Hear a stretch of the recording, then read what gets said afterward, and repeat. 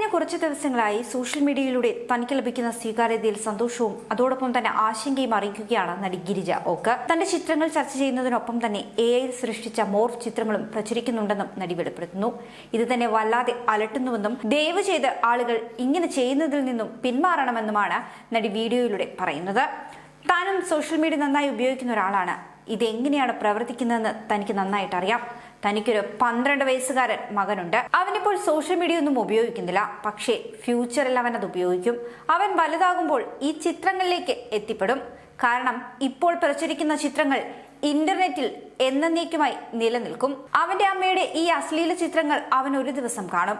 അവയെക്കുറിച്ച് അവൻ എന്തു തോന്നുമെന്ന് ഓർക്കുമ്പോൾ തനിക്ക് ആശങ്കയുണ്ട്, ഭയമുണ്ട്. ഇത് തന്നെ വല്ലാതെ അലട്ടുന്നുണ്ട്. അതുകൊണ്ട് തന്നെ ഇത്തരത്തിലുള്ള പ്രവർത്തികളിൽ നിന്നും പിന്മാറണമെന്നാണ് നടി ഇത്തരത്തിൽ വീഡിയോ ക്രിയേറ്റ് ചെയ്യുന്നവരോട് അഭ്യർത്ഥിക്കുന്നത്.